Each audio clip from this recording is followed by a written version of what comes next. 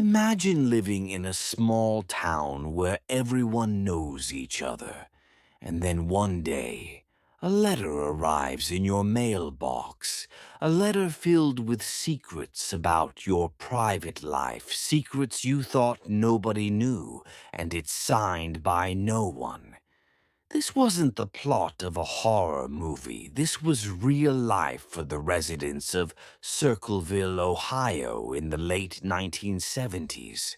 For years, the town was haunted by a faceless figure who terrorized its people with hundreds of anonymous threatening letters. And to this day, no one truly knows who wrote them. It all began in 1976. Out of nowhere, residents of Circleville began receiving letters written in bold block handwriting.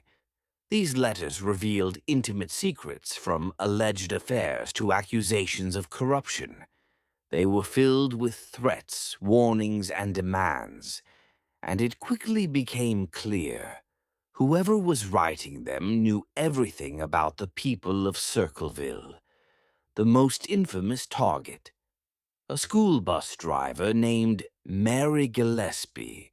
Her letters accused her of having an affair with the local school superintendent, Gordon Massey. The writer warned Mary to end it or face public exposure. Mary's husband, Ron Gillespie, also received letters. Some warned him to control his wife. Then came a fateful night in August 1977. Ron received a mysterious phone call.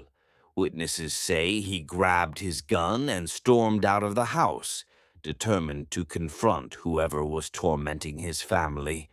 But Ron never made it. His truck was found crashed into a tree. He was dead. The official report claimed Ron was drunk, but friends and family swore he was not a drinker. And curiously, his gun had been fired once, though no bullet was ever recovered. To many, it looked less like an accident and more like a murder. Ron's death didn't stop the letters. In fact, they only grew bolder. The writer seemed to know when Mary left for work, where her kids went to school, even what people were doing inside their homes. Some residents began to wonder, was it a neighbor, a friend, a co-worker? Circleville was becoming a town of paranoia. And then, in 1983, things escalated to an even more terrifying level. Mary was driving her school bus route when she spotted something alarming. On the side of the road, a crudely written sign mocked her with another threatening message. Mary pulled over and tore it down, but hidden behind the sign was something far more sinister. A booby trap rigged with a gun. The trap was designed to fire and kill whoever touched the sign. By sheer luck, the gun didn't go off.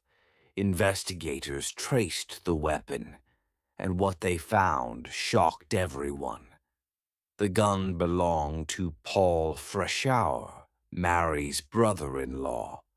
In 1984, Paul Freshour was arrested. Prosecutors accused him of being the Circleville letter writer and the man behind the attempted murder of Mary Gillespie. At trial, Paul insisted he was innocent. He said the gun had been stolen and that he was being framed. But the jury wasn't convinced. Paul was convicted and sentenced to 7 to 25 years in prison. And yet, the letters did not stop. Even while Paul was behind bars, residents continued to receive the same threatening letters. some even arriving while Paul was locked in solitary confinement. So if Paul Freshour wasn't the writer, who was? To this day, the identity of the Circleville letter writer remains unknown. Some believe Paul Freshour was guilty and that he somehow managed to keep sending letters from prison. Others believe he was innocent, framed by someone who knew how to manipulate the town's fears. Handwriting experts could never conclusively match the letters to Paul, and the case has since become one of the most infamous mysteries in American true crime. Who knew so many intimate details about the residents of Circleville?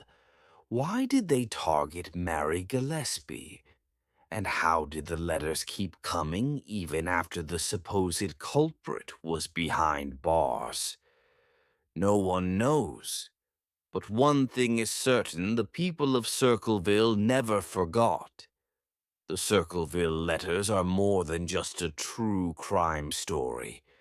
They are a chilling reminder of how fragile a community's sense of safety can be when threatened by someone who hides in the shadows. Perhaps the writer is still out there. Perhaps they took their secret to the grave. And perhaps in some small town mailbox, another letter is waiting to be opened. If you enjoyed this video on true life mysteries, remember to like, subscribe, and hit the bell icon.